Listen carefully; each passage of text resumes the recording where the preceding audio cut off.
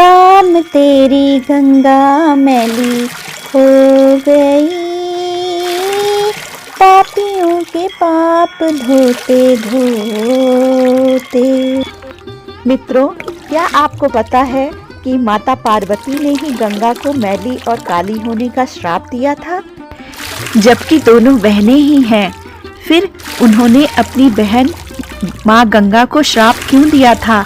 इसके लिए हमें एक पौराणिक कथा को जानना होगा। गंगा देवी के माता पिता के बारे में अलग अलग मान्यताएं हैं। एक मान्यता के मुताबिक गंगा देवी के पिता का नाम हिमवान था, जो पर्वतों के राजा थे। वामन पुराण के मुताबिक गंगा देवी का जन्म ब्रह्मा के कमंडल से हुआ था। कुछ लोगों की मान्यता है कि गंगा देवी की मां का नाम भागीरथी और उनके पिता का नाम जाह्नू था। कहते हैं कि एक बार भगवान शिव अपने परम निवास कैलाश पर्वत पर ध्यान अवस्था में बैठे थे।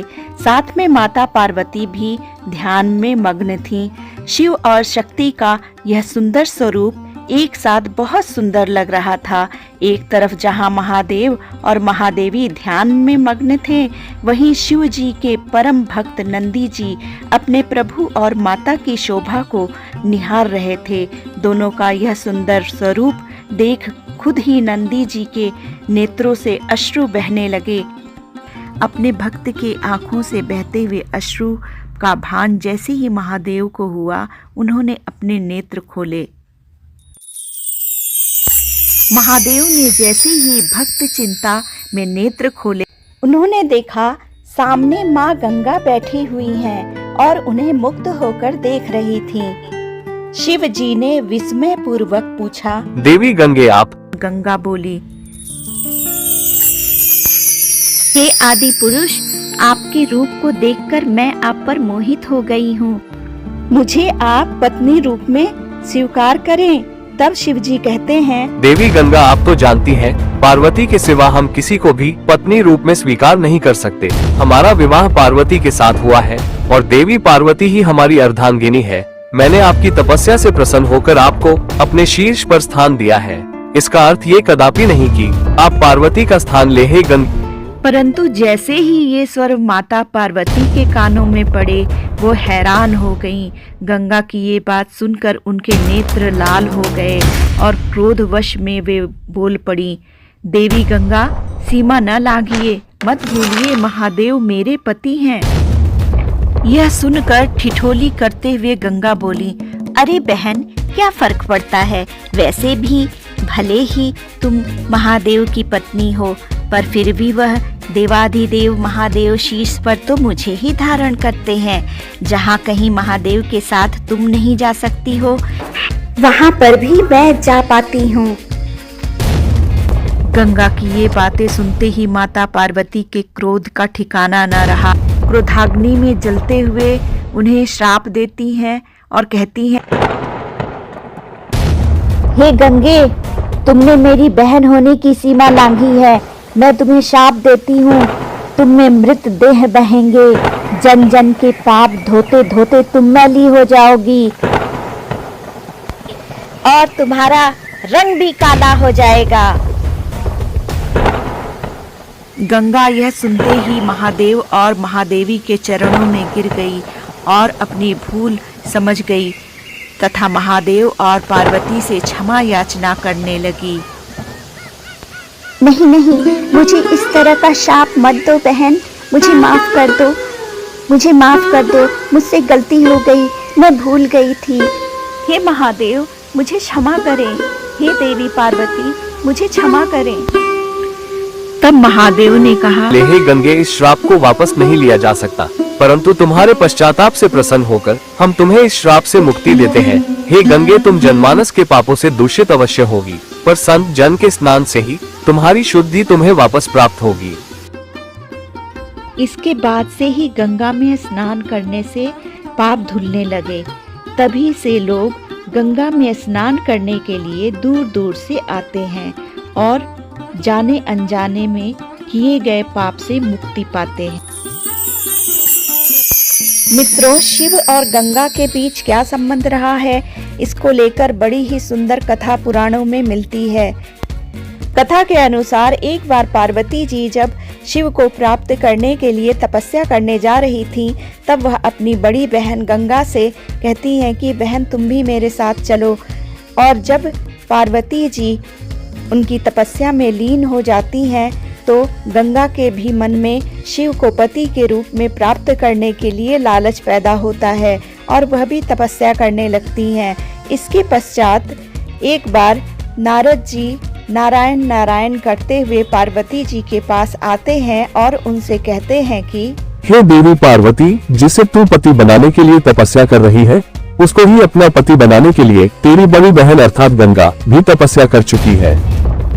नारद जी के मुंह से यह बात सुनकर पार्वती जी गहरी चिंता में डूब जाती हैं। वह सोचती हैं कि गंगा तो बड़ी है, अगर विवाह की बात चली तो उनका विवाह तो शिव के साथ कर दिया जाएगा, फिर मैं शिव से विवाह कैसे करूंगी। फिर वह एक योजना बनाती हैं और अपनी सखियों से कहती हैं कि हे सखी, क्या तुम्हें पता है कि अगर कोई संत आए तो उसका स्वागत सत्कार किस तरह से किया जाता है जिससे वह प्रसन्न होकर वरदान दे।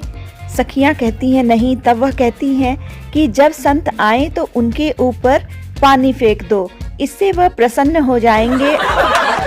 गंगा जी बहुत भोली भाली थीं, लेकिन उनके अंदर एक यह आदत थी कि वह पार्वती जी की बातों को छुप कर सुना करती थी। यह बात भी वह छुप कर सुनती हैं और सोचती हैं कि जैसे ही ऋषि आएंगे मैं उनके ऊपर पानी फेंक दूंगी। संयोगवश दुर्वासा ऋषि वहां आते हैं।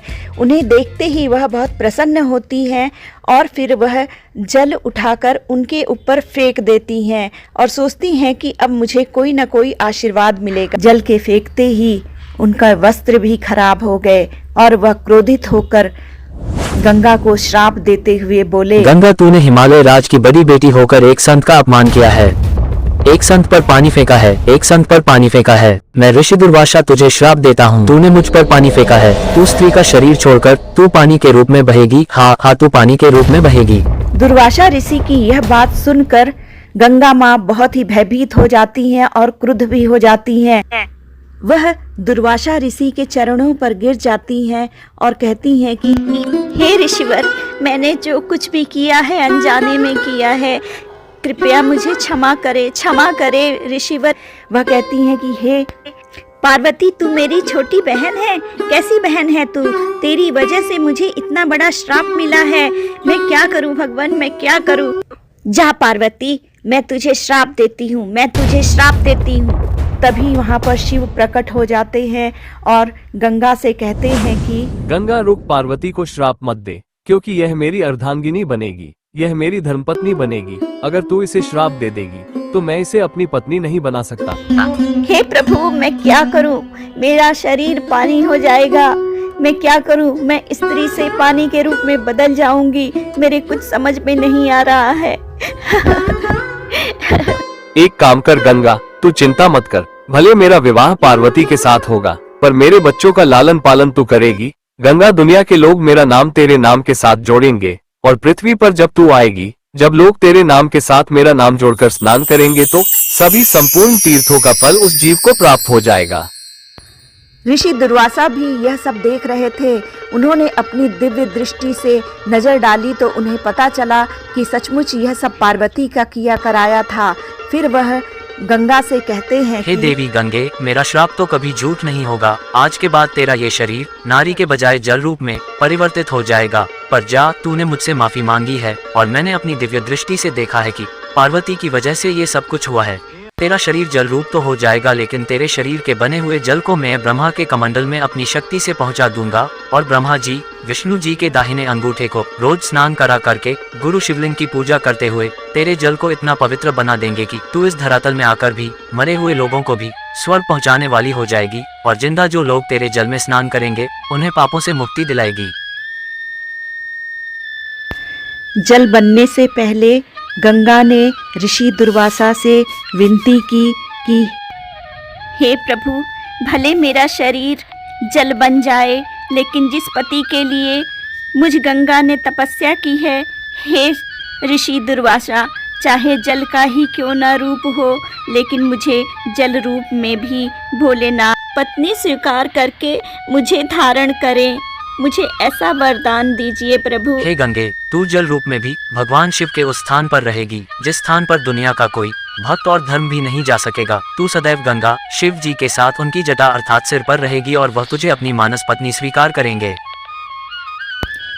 इसी वरदान के फलस्वरूप जब गंगा धरती पर पूरी वेग के साथ उतरी तो जल प्रलय से धरती को बचाने के लिए भगवान शिव ने उन्हें अपनी जटाओं में लपेट लिया और इस तरीके से गंगा को भगवान शिव का साथ मिल गया।